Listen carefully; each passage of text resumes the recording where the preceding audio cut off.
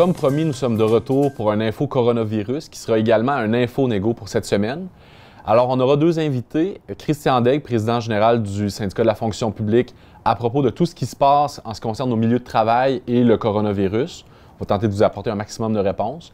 Par la suite, ce sera Maryse Rousseau à propos des négociations accélérées qui vont débuter sous peu. On doit vous dire qu'on est conscient que la période est difficile, qu'il y a beaucoup d'entre vous qui craignaient pour votre sécurité, pour celles et ceux surtout qui sont encore dans les milieux de travail, partout dans la fonction publique, dans la fonction parapublique. On sait aussi que vous êtes préoccupés à propos de votre emploi. Donc, on est conscient qu'il reste beaucoup de questions auxquelles vous aimeriez avoir des réponses. Nous, notre travail, c'est d'aller chercher ces réponses-là. C'est ce qu'on fait depuis le début de la crise et c'est ce qu'on va continuer à faire tant et aussi longtemps que cette situation-là particulière va perdurer. Bonjour Christian. Bonjour. On a une grosse semaine. Oui, effectivement, tous les jours, il y a des échanges avec le Conseil du Trésor, même la fin de semaine également aussi, pour pouvoir s'assurer que la situation est suivie partout, puis que nos gens sont informés également. Nos membres ont beaucoup de questions, donc je te propose qu'on va passer les principaux sujets là, sur lesquels on se fait interpeller dernièrement, afin d'essayer de donner le plus de réponses possible. Peux-tu nous parler un petit peu du déploiement du télétravail? On sait que l'employeur, la santé publique a demandé d'envoyer un maximum de gens en télétravail. On a encore pas mal de gens qui sont dans les bureaux présentement. Comment ça se déroule, le déploiement du télétravail dans le ministère et organismes? Bien, c'est à vitesse variée, je dirais, parce que le télétravail, c'est pas tous les gens qui étaient équipés pour faire du télétravail parmi les membres qu'on représente. Entre autres, on prend, mettons, les ouvriers, on peut pas faire le télétravail nécessairement comme corps d'emploi. Chez les fonctionnaires, il manquait de l'information, il manquait des équipements également aussi. Je sais que le CSPQ travaille beaucoup pour ce déploiement-là. Ça avance. J'ai fait quelques sorties publiques également pour forcer la main un petit peu au ministère organisme. On fait des interventions également aussi. On voit que ça se déploie de plus en plus, mais c'est encore difficile d'avoir l'ensemble du personnel qu'on pourrait avoir en télétravail à la maison à ce moment-là. Mm-hmm. On sait qu'il y a quand même, à ce stade-ci, pas mal de gens en télétravail. Les gens peuvent avoir des réalités difficiles. Bon, tu l'as mentionné, l'équipement, c'est pas la même chose partout. Il y a des gens qui ont des enfants à la maison présentement. Qu'est-ce qu'on dit aux gens là, qui vivent ces difficultés-là et qui essaient de faire leur prestation de travail? Bien, du côté de l'employeur, on nous a indiqué qu'il y aurait une souplesse, qu'ils ont demandé aux gestionnaires d'avoir une certaine souplesse par rapport aux gens à la maison, compte tenu effectivement qu'il y en a qui ont des jeunes enfants, qu'il y en a qui n'ont pas les mêmes équipements. La vitesse de la bande passante n'est pas la même pour tout le monde non plus. Les tâches ne peuvent pas être faites de la même façon aussi. Donc, il y a une certaine souplesse que l'employeur a demandé à ses gestionnaires d'avoir. De notre côté, on continue de faire des interventions quand c'est nécessaire aussi pour aider ces personnes-là. Parce qu'il y en a qui dénoncent des situations, comme il y a des difficultés à certains endroits, il y a des... Les gestionnaires ne comprennent pas tous le même message. Il y a du blocage également aussi de la part de certains endroits plus spécifiques. Donc, on fait des interventions ponctuelles. Ça avance bien. On a de plus en plus de facilité à travers tout ça à parler avec les gestionnaires. Les gens, je pense, comprennent la situation, mais il y a encore des fois qu'on doit l'énoncer, puis ça, on le fait à chaque fois qu'on peut le faire. Donc, le message, c'est on fait le maximum dans les circonstances. Effectivement, on fait toutes les interventions qu'il faut auprès de tous les ministères pour que ça avance, autant au niveau national, au niveau de l'exécutif national, que toutes les régions également, avec nos représentants régionaux qui font des interventions plus spécifiques dans certains ministères et organismes. On a également beaucoup de gens qui sont déployés dans les ministères et organismes et qui vont le demeurer pour la durée de la crise parce qu'ils ont été choisis pour faire les activités indispensables. Est-ce qu'on sait pour chacun des ministères et organismes quelles activités ont été considérées comme indispensables? Pour l'instant, on n'a pas encore la liste. On l'a demandé au Conseil du Trésor depuis la semaine passée. Au début, ils parlaient de services essentiels. Là, ils ont changé la terminologie, puis on parle plus d'activités indispensables. Donc, les activités indispensables au sens de l'employeur, c'est les activités qui doivent être maintenues et maintenues sur place par des employés en poste.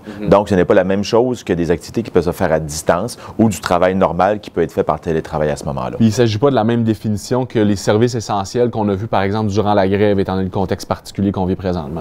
Non, effectivement. Ce qu'il faut que les gens comprennent, c'est vraiment, quand on parle de services essentiels, on parle durant une grève, ce qui est négocié entre les parties.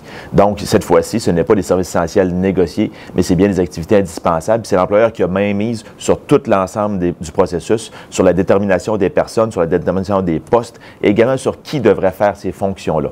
Donc, c'est toutes des situations qui sont différentes pour les activités indispensables. Ce n'est pas la même chose que les services essentiels. Ce n'est pas la même chose non plus qu'on doit comprendre sur les personnes qui doivent assurer ces services-là indispensables. Et nous, ce qu'on peut faire par rapport aux gens qui sont encore dans les ministères et organismes, c'est travailler sur leur sécurité. Qu'est-ce qu'on fait présentement là-dessus? Bien, nous, ce qu'on va attendre de la part du Conseil du Trésor, c'est d'obtenir la liste dans les prochains jours. Puis après ça, on va pouvoir intervenir directement avec des gestionnaires s'ils ne maintiennent pas ces activités indispensables-là dans les ministères. S'il y a plus de monde, mettons, un bureau devrait avoir 6 personnes en service ou en activité indispensable, puis qu'à la place, il y a 20 personnes dans le bureau, qu'il n'y a pas la distance non plus, et ainsi de suite, là, on peut intervenir. Parce que les activités indispensables sont déterminées par le ministère, mais le fait de descendre cette information-là jusqu'au dernier palier en bas est peut-être plus problématique parfois à certains endroits. On va vouloir s'assurer également que sont respectées les consignes de la sécurité publique en ce qui concerne les normes sanitaires applicables. Effectivement, la distanciation sociale. Après ça, les normes de nettoyage également. Si on a des gens qui ont un poste de travail pour plusieurs personnes, on prend la Sûreté du Québec, nos préposés aux télécommunications qui sont là, ils vont se remplacer au fur et à mesure. Les gens qui sont au ministère des Transports, les ouvriers, ils ont également un équipement. Des camions qui se passent d'une personne à l'autre aussi selon les chiffres de travail qu'ils ont. Donc, ça prend à ce moment-là des normes sanitaires qui sont respectées. Puis c'est là-dessus qu'on intervient. Voilà, on sait que, parce qu'on reçoit beaucoup de commentaires sur le fait que les membres, présentement, c'est pas toujours respecté dans chacun des milieux de travail, mais on travaille fort là-dessus, puis on espère que ça va le devenir. Depuis le début de la situation, on intervient à chaque fois qu'on le peut. Les choses changent, les choses évoluent. On est capable d'avoir plus de purelles, de lingettes, et ainsi de suite, mais puis les gestionnaires en ont acheté également aussi, mais il reste quand même des endroits où ça semble problématique, et puis on continue à intervenir. Puis nos gens qui sont pour les activités indispensables, est-ce qu'ils ont accès aux services de garde présentement, comme les gens du secteur de la santé? On l'a fait, les démarches pour les ajouter. À certains endroits, maintenant, ça a été ajouté. À d'autres endroits, ça demeure quand même problématique. Je prends entre autres, j'ai parlé de la Sûreté du Québec, où est-ce que nos préposés aux télécoms n'y ont pas encore accès, mais les policiers, eux, ont accès. Donc, c'est comme un deux poids, deux mesures qui est un petit peu illogique. Par contre, de ce côté-là, ils ont fermé certains postes d'accueil, où est-ce que les gens, les citoyens pouvaient se présenter au début. Là, maintenant, c'est fermé. C'est suite à nos interventions que ça s'est fait dans un premier temps. Transport Québec également, au niveau des services de garde. On sait qu'avec la saison hivernale qui se termine, il peut y avoir encore des précipitations. On a demandé à ce que nos conducteurs puissent avoir accès aux services de garde pour les personnes ouvrières. Et puis, c'est pas encore possible pour le moment. On a également beaucoup de questions sur la façon dont les gens qui vont être déployés en service prioritaire sont choisis. Il y a des gens qui aimeraient rester à la maison, qui ont été sélectionnés pour faire les activités prioritaires. Est-ce que ça marche avec l'ancienneté? Quelles sont les règles applicables? Il n'y a pas de règle là-dessus. C'est l'employeur qui va déterminer qui rentre. Comme je l'ai dit un petit peu tantôt, au niveau des activités indispensables, c'est l'employeur qui a main mise sur l'ensemble du processus. Donc, nous, on pourra intervenir à certains endroits. On pourra intervenir auprès de l'employeur quand ça va être nécessaire pour le faire, mais c'est l'employeur qui décide. On va favoriser la rotation des gens. On va favoriser qu'il y ait un partage qui se fasse des activités indispensables pour que tout le monde y participe, que ce n'est pas juste les mêmes personnes qui soient impactées là-dessus. Mais malheureusement, on n'a pas de contrôle. Si l'employeur, en bout de ligne, décide que c'est telle personne qui rentre tout le long, bien, ça va être telle personne. On a aussi constaté pas mal de demandes de l'employeur pour que les gens puissent changer de tâche, des fois changer de lieu de travail. Est-ce que c'est normal dans la situation actuelle? Ça peut arriver effectivement que les gens ne font pas les mêmes tâches pour l'instant, mais il faut faire attention avec le décret ministériel. Ça, c'est une autre histoire. C'est pas la même chose. Mais ça peut arriver que les gens ne fassent pas tout à fait la même tâche présentement. Mais pour l'instant, la convention collective et les conditions de travail continuent à s'appliquer pour l'ensemble de nos gens. Voilà. Donc, s'il y a des contraventions aux conventions collectives, ils peuvent nous contacter, puis on va pouvoir intervenir. Effectivement, il y a des questions sur les primes de soir, les primes de nuit, sur les tâches non conformes également aussi. Donc, il est possible toujours de faire des griefs. D'ailleurs, on attend un avis écrit, mais verbalement, on a su que les griefs, le délai de dépôt de griefs a été suspendu également aussi. En ce qui concerne les mesures d'urgence sanitaire, on a vu dans le secteur de la santé, il y a un décret qui a été appliqué qui vient soulever, qui vient, dans le fond, lever certaines conditions, des conditions de travail des employés. Est-ce que ça s'applique à nous? Est-ce qu'on vit la même chose pour la fonction publique, la fonction parapublique? Le décret ministériel est pour l'ensemble des réseaux, autant le réseau de la santé, le réseau de l'éducation, que la fonction publique. Donc, ce décret-là est global et comprend tous les fonctionnaires de l'État. Donc, les 550 000 employés de l'État sont visés par ce décret-là. Ce que le décret prévoit, c'est qu'il peut suspendre toute condition de travail prévue à la convention collective et permettre le redéploiement des personnes selon la nécessité de la part de l'employeur du gouvernement du Québec. Donc, ça se pourrait que quelqu'un, fonctionnaire, éventuellement, si le décret était mis en application, soit utilisé dans un autre réseau, pas dans sa convention collective, à faire une autre tâche, pas ses tâches habituelles non plus, qui peuvent être au-dessus ou en dessous. Donc, on suspend l'application de l'ensemble des conditions de travail des gens pour une utilisation maximale des employés de l'État. Si, mettons, on est arrivé dans une situation où est-ce que 30 des effectifs, mettons, sont malades, sont pas disponibles pour rentrer, sont visés par le coronavirus, sont à la maison et malades, bien, à ce moment-là, il faut avoir quelqu'un dans le réseau de la santé pour continuer à donner les services. Ça pourrait être visé. Mais pour l'instant, au niveau du SFPQ, on n'est pas visé par une application de ce décret-là. L'employeur nous a confirmé verbalement, m'a confirmé verbalement que si jamais il y avait quelque chose, qu'on serait avisé d'avance, qu'on pourrait négocier également aussi des situations. Ça s'est déjà fait dans le passé. Quand on prend le H1N1, on a vu à l'époque une négociation qui s'était faite sur comment serait appliqué un décret ministériel, quelles étaient les clauses qu'on pourrait toucher, puis comment qu'on pourrait être impacté au niveau des membres. Et on avait réussi à négocier quelque chose avec l'employeur, puis à le faire approuver par les membres. Cette fois-ci, l'approbation des membres ne sera pas possible parce qu'on n'a pas de tournée qu'on puisse faire présentement, mais on pourrait quand même négocier quelque chose qui va dans le même sens que ça. Donc, jusqu'à nouvel ordre, jusqu'à ce que, puis on va aviser les membres le cas échéant, la convention collective s'applique.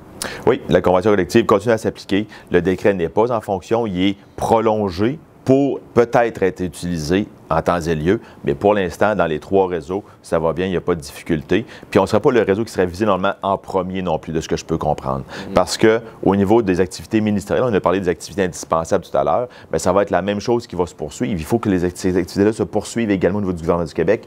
Donc, on n'a pas tant d'effectifs que ça qui sont disponibles, parce que ceux ou celles qui sont à la maison, s'il faut les rentrer pour faire les activités indispensables, il ne faut pas les avoir envoyés dans le réseau de la santé pendant ce temps-là non plus. Voilà. Peux-tu, en terminant là, sur la question du coronavirus, nous dire ce que va faire le SFPQ dans les prochaines semaines? Bien, au niveau des effectifs du SFPQ, si je prends l'ensemble de la structure syndicale, on sait déjà nos délégués, nos dirigeants au niveau local travaillent fort sur le terrain pour informer les gens. On les en remercie. On a avec les gens au niveau local également l'ensemble de nos régionaux, donc nos personnes élues régionales qui sont libérées à temps plein, qui travaillent pour la plupart de la maison en télétravail à cause justement des consignes et des difficultés qu'il peut y avoir. Donc, on les remercie également parce qu'ils font des interventions eux autres ponctuellement ou au quotidien à travers les différents ministères, les points de service des différents ministères pour intervenir sur les difficultés que nos membres peuvent vivre. Également, l'ensemble des équipes du SFPQ. Présentement, la quasi-totalité des gens au SFPQ sont en télétravail également, mais travaillent de la maison pour donner l'ensemble des services que les gens ont droit ou les gens doivent s'attendre à ce moment-là. C'est sûr qu'au niveau du SFPQ, les tâches sont modifiées un petit peu pour répondre aux besoins qu'on a présentement avec le coronavirus puis la situation, qu'est-ce que ça l'amène comme difficulté. Donc, on remercie l'ensemble des gens du SFPQ aussi, l'ensemble de la direction, l'ensemble des membres de l'exécutif national également aussi qui participent à la coordination de l'ensemble des activités du SFPQ. On sait aussi que toutes nos rencontres qui impliquent, dans le fond, des rassemblements qui ne sont pas virtuels sont annulées jusqu'à nouvel ordre. Effectivement, le calendrier a été modifié. Tout le calendrier a été reporté dans le temps, incluant le congrès aussi, qui a été reporté. On n'avait même pas le choix. Le centre des congrès s'en vient sous peu avec une prolongation, j'imagine, de sa période sans activité. Donc, on va être inclus à travers ça aussi. Et puis, par la suite, les rencontres devront être reportées dans le temps, c'est certain. Tout ce qui peut se faire, par contre, en visioconférence ou conférence téléphonique va être maintenu toutefois. Voilà. Est-ce que tu auras un message pour les membres du SFPQ dans leur contact avec la structure syndicale ou avec les employés du SFPQ durant la période de crise? Oui, bien, on sait que depuis le début, depuis le 12 mars, c'est plus difficile des fois d'avoir des contacts directs avec les gens du SFPQ. Il faut laisser des messages. On vous demande d'être patient. On a énormément de volume qui rentre présentement sur le coronavirus, en plus d'activités normales que les gens continuent à nous interpeller. Donc, on pense au niveau des griefs. On sait que le tribunal a suspendu ses travaux présentement, mais tous les arbitrages qu'on avait présentement doivent être cédulés, doivent être discutés entre les parties. Pendant ce temps-là, il y en a qui appellent à cause du coronavirus également. Donc, ça amène une grosse charge de travail pour les gens qui sont en poste. On vous demande d'être patient parce qu'on va vous répondre, c'est certain. On va continuer de vous donner le service, mais si possible, ça peut prendre un petit peu plus de temps, puis on vous demande de ne pas vous en faire avec ça. On va vous revenir, puis d'être patient avec les gens qui vont vous donner un coup de main à travers tout ça. Merci, Christian. Bien, merci à toi. Alors, bonjour Maryse. On est à 1 mètre de distance pour ce nouvel épisode de l'Info Négo. Les choses ont changé un peu depuis notre dernière capsule. Hein? Bien, effectivement. Alors, c'est pas un secret pour personne. Hein? Le contexte a véritablement changé. Alors, on n'est plus capable de savoir vers quoi l'avenir sera fait, de quoi l'avenir sera fait. Alors, voilà. On a reçu, quand même à notre surprise, je pense qu'on pourrait le dire, une offre de négociation accélérée de la part du gouvernement du Québec. Peux-tu nous en parler un petit peu? Bien, évidemment, je te parlais, on disait le contexte a changé. Alors oui, le gouvernement nous a fait une proposition, c'est-à-dire de faire une négociation en accéléré. Donc, ce que ça veut dire, une négociation en accéléré, c'est qu'on fait du ménage dans nos demandes de part et d'autre. On se concentre sur l'essentiel pour arriver à une entente de principe le plus rapidement possible. Alors, comment ça se fera, je ne le sais pas. Dans le fond, le Conseil du Trésor doit nous rappeler aujourd'hui ou ces jours-ci pour nous dire, bien voici, on est prêt, puis on est prêt à vous recevoir. Alors, donc, on est en attente des... Qui, dans le secteur public québécois, a reçu cette offre-là pour l'instant? Tout le monde. Tout le monde? Alors, dans le fond, tout le monde, autant tous les syndicats de la fonction publique peu, là, comme nous, le SPGQ, etc., autant les grandes centrales, la CSN, la CSQ, la FTQ, tout le monde a reçu la même offre de venir faire une négociation en accéléré. Et puis, est-ce que la plupart des syndicats ont ouvert la porte à négocier cette... Bien, je te dirais, présentement, oui. En fait, la PTS FIC, là, le fameux front commun qui s'est fait dans le réseau de la santé, ça a été oui. Nous, c'est oui. Le SPGQ, c'est oui. Tu vois, la CSN puis la CSQ, la semaine passée, c'était non. Là, je pense qu'ils ont revu leur position. En tout cas, c'est pas très clair. La FTQ, c'est oui, avec ses affiliés. Là, effectivement, la FAE, c'est oui. Alors, tout le monde, on s'enligne pas mal pour faire la même chose. Qu'est-ce qui a motivé notre décision d'aller ouvrir la porte puis explorer un peu ce qui serait possible pour cette négociation? Bien, comme je te disais, le contexte, mais l'autre chose aussi, c'est de voir, bon, le gouvernement, il y a la négociation, oui, sur la table à dessin, mais il y a aussi autre chose. Fait que, alors, on se dit, bon, on va aller voir. Alors, qu'est-ce que le gouvernement aura à nous offrir? Est-ce que c'est intéressant pour nos membres? Je pense qu'on se doit d'aller écouter, puis on verra si on est capable de convenir de quelque chose. Puis, est-ce qu'on sait la mécanique que cette négociation-là aurait, là, étant donné qu'elle va commencer probablement cette semaine? Ça va fonctionner comment?